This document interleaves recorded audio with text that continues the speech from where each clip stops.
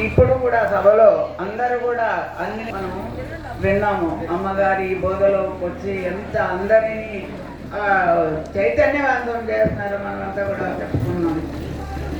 మా గురుదేవులు శ్రీ దువ్వూరు అచలరుచి దువ్వూరు రమణయ్య స్వామి వారి పాదపద్మములకు నా ద్వాదశ నమస్కారాలు అర్పించుకుంటూ ఈరోజు ఈ సంస్మరణ సభకు అధ్యక్షులుగా ఉన్నటువంటి శ్రీ రాజయోగ సేవా సమాఖ్య అధ్యక్షులు కేంద్ర అధ్యక్షులైన శ్రీ దయానంద నాగులు వెంకటేశ్వర స్వామి వారి పాదపద్మములకు నమస్కరిస్తూ ఈ సభలో ఆసీనులైన పెద్దలకు అజల పెద్దలకు అందరికీ కూడా నా హృదయపూర్వక నమస్కారాలు తెలియజేసుకుంటూ మీ అందరికీ కూడా సభలో ఉన్న పెద్దలందరికీ కూడా నమస్కారం చేసుకుంటూ అమ్మగారిని గురించి నేనేం చెప్పాలో నాకు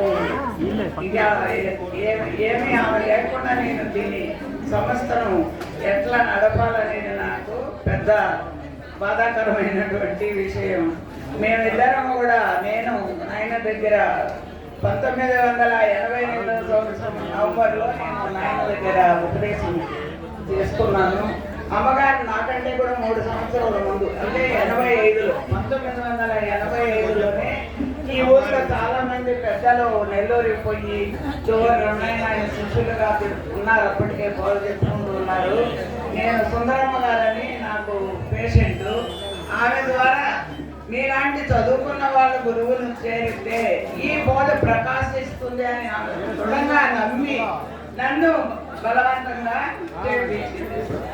అప్పుడు నాయన కూడా అడిగారు, ఏమమ్మా మీరంతా పెద్ద పెద్ద వాళ్ళు, పెద్ద చిన్మయానంద దగ్గరికి పోవాలి కానీ మా దగ్గరికి వస్తే మీరు ఏం తెలుసుకుంటారు అంటే, లేదు నాయన మేము అంత పోయే ఆశ మాకేమీ లేదు, మీలాంటి వాళ్ళ దగ్గర దానిలో ఏదో రహస్యం ఉంది. ప్రతి ఒక్కరు కూడా పెద్దలు ఒక గురువు అనేది జీవితానికి ఉండాలి, ఆ గురువు నిర్దేశించిన ప్రకారం మనం జీవనం గడపాలని రాసుకున్నారు కదా చరిత్రలో ఉందా, మేము మిమ్మల్ని గురువుగా మేము స్వీకరిస్తామంటే అప్పుడు నాయన గారు ఒప్పుకొని తర్వాత ఉపదేశం ఇవ్వడము, అప్పుడప్పుడు లెటర్ల ద్వారా, అప్పట్లో లెటర్లే ఎక్కువ ఫోన్లు కూడా తెలియదు, అట్లా చెప్తూ వచ్చినారు.